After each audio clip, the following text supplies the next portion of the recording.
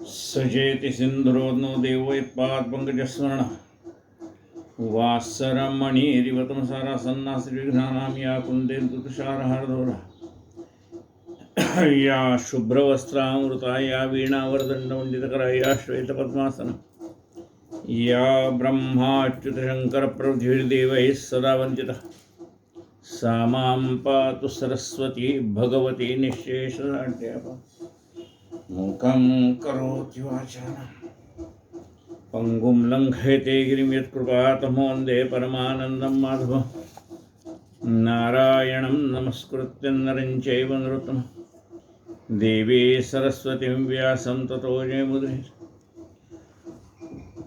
वसुदेव सुतं देवं कंसचाणूरमर्दनं देवकी परमानन्दं कृष्णं वन्दे जगद्गुरुं गुरुर्ब्रह्मा गुरुर्विष्णु गुरुर्देवो महेश्वरः गुरुः साक्षात् परब्रह्म तस्मै श्री गुरुवे नमः। श्रोता वक्ता श्रीराम समर्थ। आज 71वे चिंतन पुष्प महिपती महाराज संत चरित्र जे आहेत महिपती महाराजांनी संत महिपती महाराजांनी लिहिले त्यातला भक्तिविजय ग्रंथातला 22वा अध्याय आपला सुरू आहे।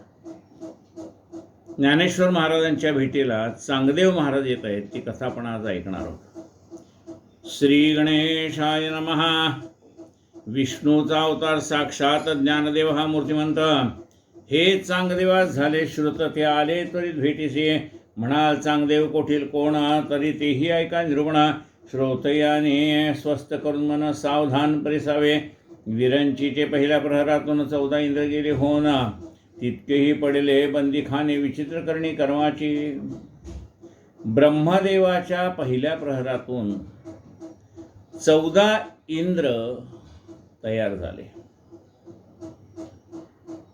तितकेही बंदीशाळेमध्ये पडले।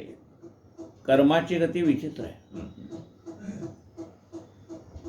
तव एके दिवशी ब्रह्मकुमारा जो भक्ती ज्ञानाचा आग्रह, तो नारदुनी वैष्णववीर अकस्मात पादला, तयासी देखता जाण 14 जणी केली नवना, देवऋषी करून हास्यवदन सप्रेम गायन करत असे। माता हे 14 इंद्र आहेत। कोण आहेत? ब्रह्मदेवाच्या पहिल्या प्रहरात तयार झालेले 14 इंद्र। ते त्यांच्या कर्माने, म्हणजे चांगलं कर्म वाईट कर्म प्रत्येक जण करत असतो, त्यांच्या कर्माने ते बंदीशाळेत पडलेले आहेत 14 इंद्र। आणि एकदा नारद महर्षी चालले होते तिथून, त्या 14ही इंद्राने नारद महर्षींना विनम्र अभिवादन केलं। त्या 14 इंद्रात एक कोण होता?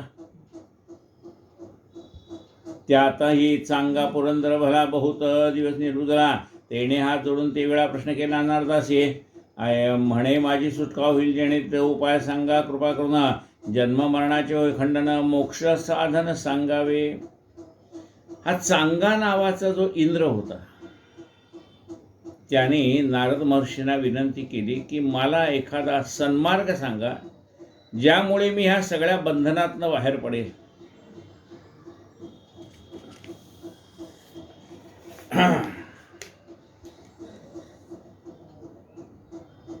जन्म मरणाचे होय खंडन मोक्ष साधन सांगावे। मला ह्या जन्म मरणाच्या फेऱ्यातनं बाहेर पडायचं आहे, त्याच्यासाठी एखादी साधना असेल तर तुम्ही मला सांगा। ऐकून म्हणे ब्रह्मसुत जे ते या लोके नव्हे निशिता, तरी तू मृत्यूलोकी जाऊन त्वरित अवतार घे सांगया। नारद महर्षी म्हणतात की तुला काही करायचे कर्म, ज्या कर्माच्या योगाने मोक्ष साधन प्राप्त होईल, ती साधना करण्यासाठी तुला मृत्यूलोकामध्ये जन्म घ्यायला पाहिजे। अवतार घे सांगया, तेथे महाक्षेत्र पुण्य पंढरी, भू वैकुंठ मयुरी, साक्षात परब्रह्म विठरी असे निर्धारी जाणपा। या मृत्यूलोकावरती ज्या ठिकाणी परब्रह्म पांडुरंग उभे आहेत, त्याला भू वैकुंठ असं म्हटलेलं आहे। तेथे महाक्षेत्र पुण्य पंढरी, भू वैकुंठ मयुरी, साक्षात परब्रह्म विटेवरी असे निर्धारी जाणपा। त्या ठिकाणी साक्षात परब्रह्म उभा आहे, सगुण साकार रूपामध्ये उभा आहे। संत समागम कीर्तन गजर जीवनमुक्त घेणारी नरा तो हा कर्मभूमीस घेऊन अवतार करी उद्धार आपुला. या पंढरी नगरीमध्ये काय असतं? संतांचा सहवास घडतो. या ठिकाणी कीर्तनाचा नामगजर चाललेला आहे आणि माणसाचा उद्धार व्हायचा असेल तर नामापरते तत्व नाही रे अन्यथा वाया आणिक पंथा जाशी जणी. संत समागम कीर्तन गजर जीवन मुक्त्याव घेणारी नर तो हा कर्मभूमीस घेऊन अवतार करी उद्धार आपला. अमरपुरी सत्यलोकी जाण वसता ती जे प्राणीगणा तयास न घडे मोक्ष साधन मृत्यूलोका वाचुनी. अमरपुरामध्ये जे राहतात त्यांना सत्समागमा वाचून मोक्ष प्राप्त होत नाही. त्यांना मृत्यूलोकातच जन्म घ्यावा लागतो. ऐकून नारदाचे वचन साष्टांग नमस्कार घातला त्याने म्हणे या देहापासून सुटे नाहीचा उपाय करावा. मग द्वादशाक्षरी मंत्र नारदेत्या तिथल्या सत्वरा तेव्हा त्या अवसरी अवतार धरी तेव्हा विठोबा रुक्मिणी दोघे जण अतिवृद्ध होती ब्राह्मणा तयांचे पोटी पुत्र निधान परमानंद वाटला. आणि मग नारदाने त्याला गुरुपदेश दिला आणि कृष्णाय वासुदेवाय हरे परमात्मने प्रणतक्लेशनाशाय गोविंदाय नमो नमः. मग या चांगदेवाने पुणतांबे या गावी गंगा तीरावरती जन्म घेतला. त्यांच्या आईवडिलाचं नाव होतं विठोबा आणि रुक्मिणी. विठोबा रुक्मिणी दोघे जण अतिवृद्ध होती ब्राह्मण तयास होता पुत्र ध्यान परमानंद वाटला. बाळक तेजस्वी दीप्यमान पाहताचे आनंदले म्हणा. 8वे वर्षी व्रतबंध करून केले लग्न तयाचे. आता हे चांगदेव महाराज जन्माला आले. पूर्वजन्मीचं त्यांचं ज्ञान अबाधित होतं. त्यामुळे भगवंताकडे लक्ष लागलेलं होतं. कारण मुळात जन्माचा हेतूच मोक्ष साधना असल्यामुळे लहानपणापासूनच भगवंताच्या नामाची गोडी लागलेली.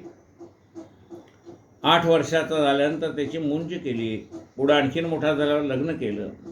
मनात कल्पना येता जाण इच्छा मात्रे करी गमना मुखी बोलता आशीर्वचन येत घडवून तात्काळ त्याला अष्टसिद्धी प्राप्त होत्या.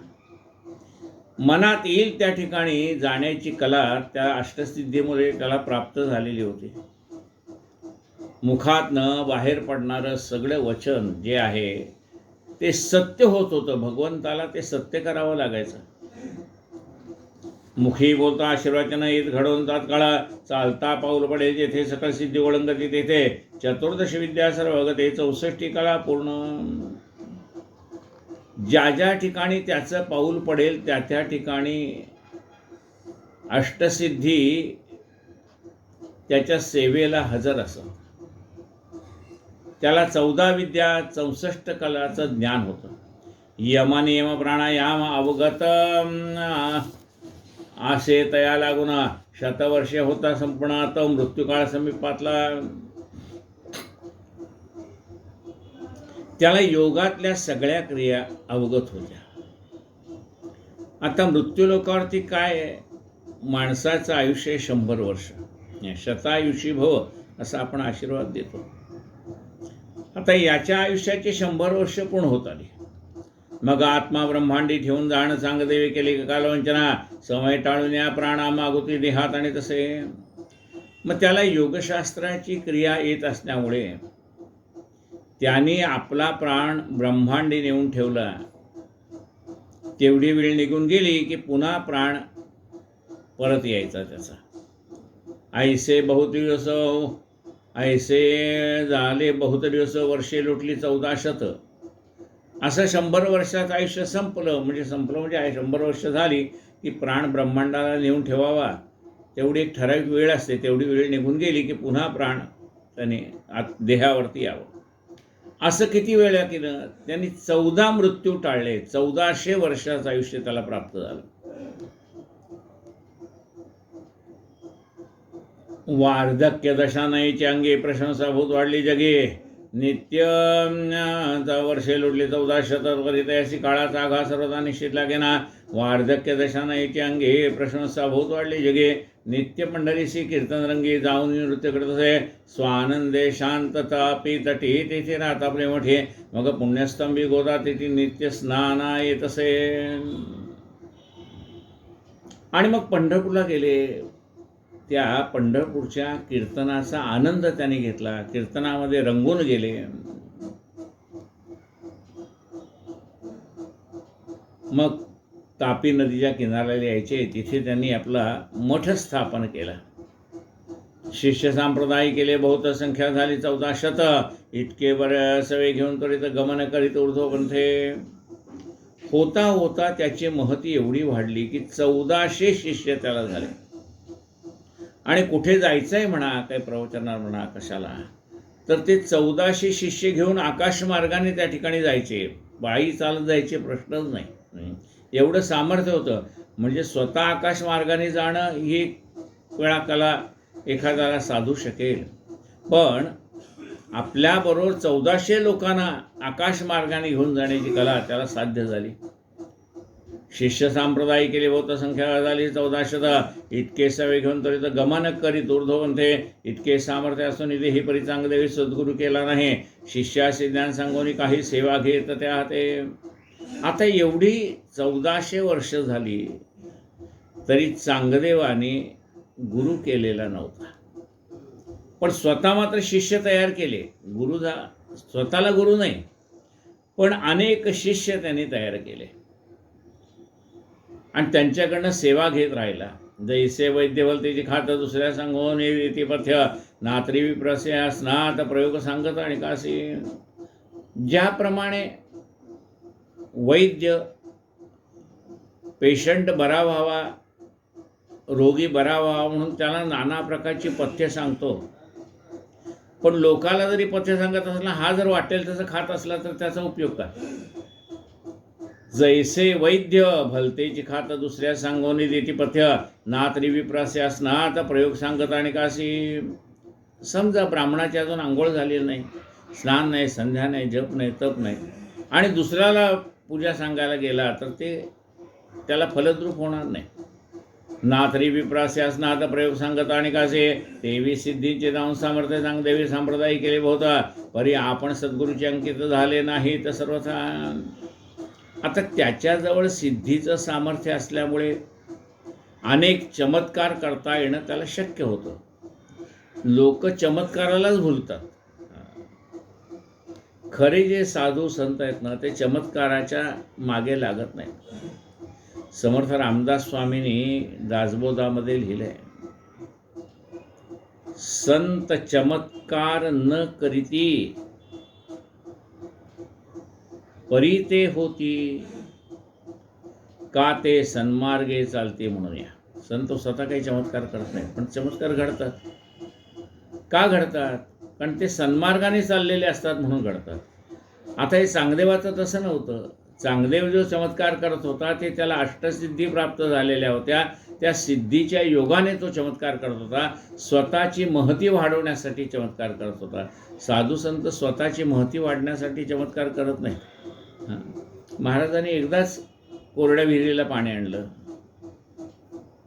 ते काय प्रत्येक गावात जाऊन काय कुठं तुमच्याकडे कोरडी विहीर आहे का, चला मी पाणी आणून देतो, असं नाही केलं. एक म्हणजे महाराजांचं सामर्थ्य जगाला कळावं म्हणून परमेश्वर ती सगळी योजना करत असतो. संत त्या सगळ्यापासून अलिप्त असतात. त्यांना मोठेपणा नको असतो, नावलौकिक नको असतो, काही नको असतं. त्यांचं सामर्थ्यच तेवढं असतं की अनेक चमत्कार आपोआप घडून जातात. पण चांगदेवाचं तसं नव्हतं. चांगदेव या अष्टसिद्धीच्या सामर्थ्याने चमत्कार करत होता. म्हणे मृत्यूलोक पाहता झुंडोनी मध्ये योग्य सद्गुरू दिसे, कोणी आमचे सामर्थ्य कोणाला गुण न दिसे नाही सर्वथा. आता त्याला लोकांनी विचारलं, तू का रे गुरु केला नाही? तो म्हणाला, माझ्या इतका सामर्थ्यवान मनुष्य जगामध्ये कोणी नाही, मग कुणाला गुरु करू? मला 1400 वर्षाचं आयुष्य आहे, दुसऱ्या कोणाला आहे का 1400 वर्षाचं आयुष्य? मग तो तुलना करायचा की माझ्या इतकं सामर्थ्य कोणाला, मग मला गुरु कसा पाहिजे? माझ्यापेक्षा सामर्थ्यवान गुरु पाहिजे. म्हणे मृत्यूरूपात दोंडोनी माझे युग सद्गुरून दिसे, कोणी आमचे सामर्थ्य कोणा लागून न दिसे नाही सर्वथा. मग परस्पर एकरणी ऐकली मात म्हणती, विष्णू अवतार साक्षात ज्ञानदेव अलकापुरीत मूर्तिवंत वसरसे. मग ज्ञानेश्वर महाराजांची कीर्ती त्या चांगदेव महाराजांच्या कानावर गेली की जग असं म्हणतंय, विष्णूचा अवतार सखा माझा ज्ञानेश्वर. ज्ञानेश्वर महाराज हे विष्णूचा अवतार आहेत. प्रत्यक्ष परब्रह्म विष्णूच ज्ञानेश्वर महाराजांच्या रूपाने अवतीर्ण झाले. मग चांगदेवाला असं वाटलं आपण जाऊन भेटू ज्ञानेश्वर महाराजांना. चांगदेवे विचारले मनी म्हणे, शरण जावे तया लागून ज्ञानदेवाचे पत्र लिहून आधी उत्तर आणवावे. मग दऊ ते लेखणी घेऊन आती विचार करता आपले चित्ती म्हणे, चिरंजीव लिहू तया प्रति तरी उपदेश घेणे लागतो. तीर्थरूप लिहावे विचारी म्हणे, तरी धाकटा ज्ञानदेव आम्हाला म्हणे. मग कोराची कागद घडी करून शिष्य हाती पाठविला. म्हणाले आपण आधी पत्र लिहावं ज्ञानेश्वर महाराजांना. आता पत्रावरती मायना काय लिहावा. आपण पत्राची सुरुवात करताना पूर्वीच्या काळी काय म्हणतं, तीर्थस्वरूप अमुक अमुक यास नमस्कार. तर म्हणाले काय लिहावं मायना, राजमान्य राजेश्री असं म्हणून पत्राची सुरुवात होत होती. म्हणाले याला जर मी लिहीन तीर्थरूप ज्ञानेश्वर महाराज असं लिहीन तर म्हणाले तीर्थरूप लिहावे विचारी मनी, तरी धाकटा ज्ञानदेव आम्हाला लागून. म्हणाले पण त्याचं आयुष्य आमच्यापेक्षा कमी आहे. मी 1400 वर्षाचा, तो लहान आहे, त्याला तीर्थरूप कसं म्हणावं. मग काय लिहावं हे त्याला सुचलं नाही, म्हणून त्याने कोराच कागद घडी करून ज्ञानेश्वर महाराजांकडे पाठवला. शिष्य हाती पाठवला. सिद्धेश्वरी अलकावती ज्ञानदेव बसले सहज स्थिती, ध्यानी आणून रुक्मिणीपती सप्रेम भजन करत असे. अलंकापुरीला म्हणजे आळंदीला संत ज्ञानेश्वर महाराज त्यावेळेला शंकराच्या मंदिरामध्ये बसून भजनामध्ये तल्लीन झालेले होते. तेवढ्यात चांगदेव महाराजाचा शिष्य चांगदेव महाराजांनी लिहिलेली चिठ्ठी घेऊन आलं. लिहिलेली म्हणजे त्याच्यावर काही लिहिलेलेच नव्हतं, कोराच कागद पाठवला होता त्याने. पण म्हणाले हे पत्र नेऊन दे ज्ञानेश्वर महाराजांना. तो आकाश म्हणते अकस्मात चांगदेवाचा शिष्य येत, हे ज्ञानदेव जाणून तोडीत या वृत्तांत सांगती. बरं शिष्य पण कसा आलाय, आकाश मार्गाने आलाय. चांगदेवाने त्याला आकाश मार्गाने पाठवलेलं आहे. आधी न सांगताच मात म्हणती, चांगदेवे धाडले तू ते नमस्कार. आकाश म्हणते अकस्मात चांगदेवाचा शिष्य येतात, हे ज्ञानदेवे जाणून तोडीत या वृत्तांत सांगते. आधी न सांगताची मात म्हणती, चांगदेवे धाडले तू ते नमस्कार करून तरी तो पुढे पत्र ठेवले. तो चांगदेव महाराजांचा शिष्य आला, ज्ञानेश्वर महाराजाला त्याने नमस्कार केला. नमस्कार केल्यावर माऊली काय म्हणतात, अरे तू तर चांगदेवाचा शिष्य, त्यांनी तुला माझ्याकडे पत्र घेऊन पाठवलंय ना. त्याला आश्चर्य वाटलं. आपण ज्ञानेश्वर महाराजांना कधी पाहिलेलं नाही, ज्ञानेश्वर महाराजांनी कधी आपल्याला पाहिलेलं नाही, आणि मग आपण चांगदेव महाराजांचे शिष्य आहोत हे त्यांनी कसं ओळखलं असेल, असा विचार त्या शिष्याच्या मनात आला. आणि अशा संभ्रम अवस्थेतच त्या शिष्याने ते चांगदेव महाराजांचं पत्र माऊलींना दिलं. उकलून पाहते जो सतोली तो अक्षर न दिसे त्यावर म्हणे, 1400 वर्षे लोटली परी अजूनही कोराच राहिला. पत्र पाहिलं, पुढे काही लिहिलेलं नाही, मागे काही लिहिलेलं नाही. आणि माऊलींना हसू आलं. म्हणले अरे तुझे गुरु 1400 वर्षाचे झाले तरी अजून कोरे ते कोरे. कोरा का म्हटलंय की अजून त्यांनी गुरु केलेलं नाही. आणि आपलं मन कोरं पाहिजे. बघा एखाद्या कागदावर खूप लिहिलेलं असेल तर त्याच्यावर पुन्हा लिहिता येईल का, लिहिता येणार नाही. मग आपल्या कागदावरती कोणी 4 शब्द लिहावेत. पूर्वी बघा आपण कोणी मोठे अधिकारी व्यक्ती आले, कीर्तनकार प्रवचनकार म्हणा व्याख्याते म्हणा, की आपण जाऊन त्यांची सही घ्यायची, 2 शब्द लिहा असं त्यांना सांगायचे. आता ते 2 शब्द लिहायचे असेल, आपल्याला आशीर्वाद लिहायचा असेल, ते कशावर लिहितील. कोरी जागा असेल तर लिहितील ना. तसं आपलं मन कोरं पाहिजे. कोरा कागज था मन मेरा, लिख लिया नाम इस्पे तेरा. तसं आपण सद्गुरूंकडे जाताना आपलं मन कोरं पाहिजे. निर्मळ पाहिजे, तर सद्गुरू 4 शब्द त्याच्यावर लिहितील का नाही. तसं आपलं मन कोरं असेल तर त्याच्यावर चांगले संस्कार घडतील.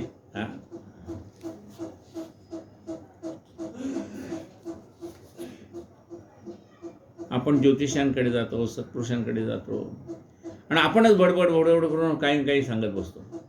ते काय म्हणतात, तुम्ही शांत बसा, तुम्हाला काय विचारायचं ते सगळं मला माहिती आहे, मी सांगतो ते तुम्ही ऐका. म्हणजे तुमचं मन आधी कोरं करा, तर मी जे काही 2 शब्द सांगेल ते तुमच्या मनात उमटतील. उकलून पाहते जो सत्वरे तवा अक्षर न दिसे त्यावर हे म्हणे 14 शतवर्षे लोटली वर हे अजून कोराचे राहिला. जेबी फळ न येता साचार अमृत वृक्ष वाढला थोर की जळ नसता सरोवर वायाचे विस्तीर्ण बांधले. म्हणाले खूप मोठं झाड आहे पण त्याला फळं नसतील तर उपयोग काय. खूप मोठं सरोवर आहे पण त्यात पाणी नसेल तर उपयोग काय. जेबी फळ न येता साचार अमृत वाढला थोर की जळ नसता सरोवर वायाचे विस्तीर्ण बांधले. संतान नसता वाढली कांता के सामर्थ्य वाचून हे पुरुष वृथा सौभाग्य वीणा अलंकार भूषणे तत्वदा लेवून वनेचा व्यर्थ जे वैराग्या विण संन्यास ग्रहण की कृपणाचे उच्च सदना की औदार्या विण संचित धन व्यर्थ काय जाळावे. म्हणाले ज्याप्रमाणे पुरुष आहे पण त्याच्यामध्ये सामर्थ्य नसेल तर त्या पुरुषाला काय करायचं. सगळे दागिने आहेत पण सौभाग्य अलंकार गळ्यात नसेल तर त्याचा उपयोग काय. म्हणाले संन्यास ग्रहण केला आहे पण अजून मनात वैराग्यच निर्माण झालं नाही, त्याचा संन्यास ग्रहणाला काय अर्थ आहे. वैराग्याविण संन्यास ग्रहण की कृपणाचे उंच सदन. एखाद्या माणसाने खूप मोठा बंगला बांधला आहे, बंगला मोठा आहे पण कंजूस वृत्ती असल्यामुळे काय झालं, मन लहान आहे, मन छोटं आहे. की कृपणाचे उंच सदन की औदार्याविण संचित धन व्यर्थ काय जाळावे. म्हणजे कोट्याधीश आहे पण मनामध्ये कुणाविषयी प्रेम नसेल, कुणाला मदत करण्याची भावना नसेल तर त्या पैशाला करायचं काय. की करुणा नसता आपले पोटी भूतदयेच्या व्यर्थेची गोष्ट की पर्जन्या न पडता सृष्टी अभरी गगने अभ्र गगने व्यर्थाची. म्हणाले आपल्या अंतःकरणामध्ये भूतमात्राविषयी करुणा नसेल तर मग नुसत्या भूतमात्राच्या गोष्टी सांगून काय उपयोग आहे. म्हणाले पावसाळा आहे, आभाळात ढग आले पण पाऊस न पडताच ढग निघून गेले तर उपयोग काय. तेवी सद्गुरुशी न जाता शरण व्यर्थाचे आयुष्य गेले जाण 1400 वर्षे वाचून काय केले सार्थक. म्हणाले आणि 1400 वर्षाचं आयुष्य हा मनुष्य जगला कोण चांगदेव, पण त्यांनी सद्गुरू केला नाही. जर यांनी सद्गुरू केला असता तर ह्या 1400 वर्षाच्या आयुष्यात केवढी मोठी प्रगती केली असती त्यांनी. ऐसे ज्ञानदेवे बोलून त्वरित आपले हाती प्रत्युत्तर लिहित म्हणे चैतन्य तो सर्वगत सर्वाभूती एकचे ते वडील नवे ना धाकटे वरिवारी नवे ना ऐकते दीर्घ नवे ना खोजटे दूर ना निकट सर्वदा अभ्रदाटून भरले गगन ते परी आकाश तितकेच असे जाणा तरी स्थूळ वाढले अथवा लहान परी सच्चिदानंद तितकेचे. मग ज्ञानेश्वर महाराजांनी चांगदेवांना पत्र लिहिले. त्या पत्रात ते काय म्हणतात, या विश्वामध्ये व्यापून असणारं चैतन्य एकच आहे. तुझ्या माझ्या देही तोच भरलेला आहे. बरं ते प्रत्येकामध्ये असणारे चैतन्य हे सर्वांच्या मध्ये सारखंच आहे, आपल्यामध्ये आणि समोरच्यामध्ये तेच चैतन्य आहे. बरं हे सर्व विश्वाला व्यापून असणारे चैतन्य हे काही खुजं म्हणजे लहान आणि मोठं असं नाही, कृश आणि स्थूल असं नाही आहे. ते सर्वालाच व्यापून आहे. ते वडील नवे ना धाकटे. तुला वाटतं मी 1400 वर्षाचा, ज्ञानेश्वर महाराज एवढे लहान आहेत असं वाटतं. पण ते चैतन्य थोर नवे वा धाकुटे परिवारी नव्हे वा एकटे. म्हणजे एखाद्या माणसाचा खूप मोठा परिवार आहे आणि एखादा मनुष्य एकटाच आहे, लग्न केलं नाही, काही नाही, ब्रह्मचारी, पण ते सर्वामध्ये तेच आहे. म्हणजे प्रापंचिक माणसामध्ये ते चैतन्य भरलेलं आहे आणि ज्याने लग्न केलेलं नाही असा वैराग्य संपन्न मनुष्य, त्याच्यामध्येही तेच चैतन्य भरले. म्हणजे एखादा मनुष्य प्रापंचिक असेल तरी त्याच्यामध्ये तेच चैतन्य आहे, आणि वैराग्य संपन्न मनुष्य असेल तरी त्याच्यामध्ये चैतन्य मात्र तेच आहे. चैतन्यात काही फरक नाही. ते वडील नव्हे ना धाकटे, परिवारी नव्हे ना एकटे, दीर्घ नव्हे ना खुजटे, दूर ना निकट सर्वथा. ते काही चैतन्य खूप लांब आहे, ते दूरही नाही आणि जवळही नाही. ते सर्वत्र व्यापलेले आहे, त्याला दूर आहे असं म्हणता येत नाही. ते दूर नव्हे.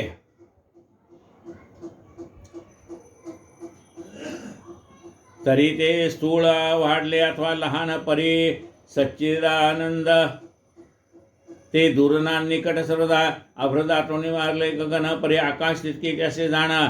तरी स्थूळ वाढले अथवा लहान परी सच्चिदानंद तितकेची. आकाश निरभ्र असताना जेवढं आहे तेवढंच आकाशात ढग भरल्यानंतर सुद्धा असतं. म्हणजे निरभ्र आकाश असो का ढग भरलेलं आकाश असो, ते सारखंच असतं. तसं चैतन्य सारखंच असतं. अभ्रद आठवण भरले गगनापरी आकाश तितकेची असे जाणं. तरी स्थूळ वाढले अथवा लहान परी सच्चिदानंद तितकेची. म्हणजे चांगदेव महाराजांच्या मनात आलं होतं की मी एवढा मोठा आणि ते लहान, तो विकल्प जावा म्हणून माऊली म्हणतात. ते मोठंही नाही आणि लहानही नाही.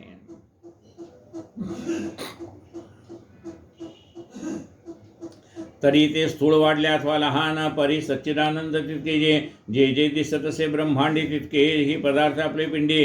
परी माया विद्या बहुकुडी, ते दृष्टी चोखडी हो निरी. जेवढं ब्रह्मांडात आहे तेवढं पिंडात आहे. पिंड म्हणजे हा देह. जेवढं ब्रह्मांडात आहे तेवढं ह्या पिंडात आहे. पण माणसाचं त्याच्याकडे लक्ष जात नाही. पंढरपूर कुठं आहे म्हणजे सोलापूर जिल्ह्यात आहे. आणि पंढरपूर कुठं आहे, ह्या देहात आहे. म्हणजे ह्या देहात पंढरपूर कुठं आहे. देह ही पंढरी, आत्मा पांडुरंग. देह हीच पंढरी आहे. बरं, म्हणले पंढरपुरामध्ये पांडुरंग आहे, इथे पांडुरंग कुठे आहे. देह ही पंढरी, आत्मा पांडुरंग. आत्मा हाच पांडुरंग आहे. म्हणले तिथे पंढरपूरला चंद्रभागा आहे, इथं आपल्या देहात चंद्रभागा कुठं आहे. मन ही चंद्रभागा. म्हणले तिथं पुंडलिक आहे, इथे पुंडलिक कुठं आहे. या देहात पुंडलिक कुठं आहे. म्हणले तेथे पुंडलिक उभा. इथे भाव पुंडलिक उभा. आपल्या मनाची भावना आहे. आता पंढरपूरला पांडुरंग पुंडलिकाला भेटायसाठी कशासाठी आले. त्याचा शुद्ध भाव, आई वडिलांची सेवा हे पाहून आले ना. तसा आपल्या मनातला शुद्ध भाव पाहून परमात्मा आपल्याकडे आकर्षित होतो. भाव भक्ती नाण्यावरी संतुष्ट मी राहत असे, ते तुझ्याजवळ होतं म्हणून आलो असं भगवंत म्हणतात. म्हणजे आपला भाव शुद्ध असेल तर देवाला कळतो. भाव भक्ती नाण्यावरी संतुष्ट मी राहत असे, ते तुझ्याजवळ होतं म्हणून आलो. म्हणजे जसा मी पुंडलिकासाठी पंढरपूरला गेलो तसा तुझ्या देहातला, तुझ्या मनातला भाव शुद्ध आहे, तोच पुंडलिक आहे. आणि त्या पुंडलिकाला भेटायला मी आलोय, परमेश्वर म्हणतो. म्हणजे आपल्या हृदयात असलेला हा जो शुद्ध भाव आहे, मनात असलेला, तोच पुंडलिक आहे. आणि त्यालाच भेटायला पांडुरंग येतो, परमेश्वर येतो. मग देह ही पंढरी, आत्मा पांडुरंग. म्हणजे जे ब्रह्मांडात आहे ते ह्या पिंडात आहे, देहामध्ये आहे. जे जे दिसत असे ब्रह्मांडी तितकेही पदार्थ आपले पिंडी. परी माया विद्या बहुकुडी, ते दृष्टी चोखडी हो निधी. पण ही भगवंताची माया अशी आहे की ती आतमध्ये डोकवून पाहूच देत नाही. ते जगच पाहत बसतं. तुझे आहे तुझं पाशी, परी तू जागा चुकलाशी. ते आपल्याला अंतर्मुख होऊच देत नाही, आपल्याला बाह्यमुख होऊ देतं. सगळं बाहेरचं दिसतंय पण आतलं दिसत नाही. मग संत काय करतात, आपली दृष्टी उलटी करतात. नाथा घरची उलटी खूण. काय आहे ते आपल्याला अंतर्मुख करतात, आपण बाह्यमुखी आहे. संत आपल्याला अंतर्मुखी करतात. अविध्येय जे जे दिसते ब्रह्मांडी तितके पदार्थ आपले पिंडी. परी माया विद्या बहुकुडी, ते दृष्टी चोखडी हो निधी. अविद्येचे योगे निश्चिती आपली आपणा पडली भ्रांती. विवेक करून या आपली चित्ती, मागेला आठव धरावा.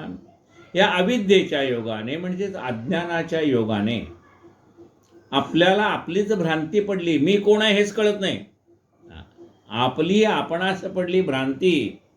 मग काय करायला पाहिजे? विवेके करुणी आपुले चित्ती, आपल्या मनामध्ये विवेक जागृत केला पाहिजे. आणि मग आपल्याला मागची आठवण येते. काय? हां, मी अमुक आहे. हां, मी कशासाठी आलो आहे, भगवंताने मला हा देह कशासाठी दिला आहे, तो विचार करायला लागतो. म्हणजे देहावरती येतो, अरे मी कसा आहे, कशासाठी आलो या ठिकाणी, कशासाठी भगवंताने मला जन्म दिला आहे. मी गेल्यानंतर भगवंताला काय उत्तर देऊ? अरे तुला चांगल्या कामासाठी देह दिला आणि तुझ्या सगळा मन त्या प्रपंचातच गुंतून पडला, माझी आठवण विसरलाच म्हणले तू. मी प्राप्त व्हावा म्हणून तुला मी मनुष्य जन्म दिला. भगवंत म्हणतो माझी प्राप्ती तुला व्हावी म्हणून तर तुला मनुष्य जन्म दिला, आणि तू माझी प्राप्ती करायचं सोडून बाकी सगळ्याची प्राप्ती करत राहिलास. अविद्येचे योगे करो योगे निश्चिती आपली आपणा पडली भ्रांती. विवेक करून आपली चित्ती मागील आठव धरावा. जे सकळ विश्वाचे निज बीज ते तुमचे आम्हापाशी आहे सहज. पत्री लिहित ज्ञानराज सांगया उमज म्हणून. जे सकळ विश्वाचे निजबीज, या सबंध विश्वाचं जे बीज आहे, गुह्य आहे, ते तुमचे आम्हापाशी आहे सहज. ते बीज आमच्याजवळ आहे म्हणाले. आणि ज्ञानेश्वर महाराज सांगदेवाला म्हणतात सांगया उमज म्हणून सांगदेवा हे लक्षात घ्या.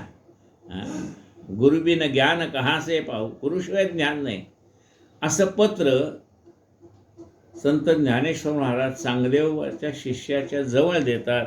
आणि त्या शिष्याने मग ते पत्र सांगदेवाला नेऊन दिले. काय होतं उद्या पाहूयात. काये नामाच्या मनसेंद्रियर्वा बुद्ध्यात्मना वा प्रकृती स्वभावा करोमि अद्यं सकलं परस्मै नारायणायति समर्पयामि. अच्युतं केशवं रामनारायणं कृष्णदामोदरं वासुदेवं हरि श्रीधरं माधवं गोपिकावल्लभं जानकीनायकं रामचन्द्रं भजे. हरे राम राम राम हरे हरे, हरे हरे कृष्ण कृष्ण कृष्ण हरे हरे, हरे राम राम राम हरे हरे, हरे हरे कृष्ण कृष्ण कृष्ण हरे हरे. पुंडलीक वरदा हरि विठ्ठल श्री ज्ञानदेव तुकाराम पंढरनाथ भगवान की जय. माऊली ज्ञानेश्वर महाराज की, जगद्गुरु संत तुकाराम महाराज की जय. जय जय रघुवीर समर्थ. पुंडओम अनंत कोटी ब्रह्मांड नायक महाराजाधिराज योगिराज परब्रह्म सच्चिदानंद भक्त प्रतिपालक शेगाव निवासी समर्थ सद्गुरु श्री गजानन महाराज की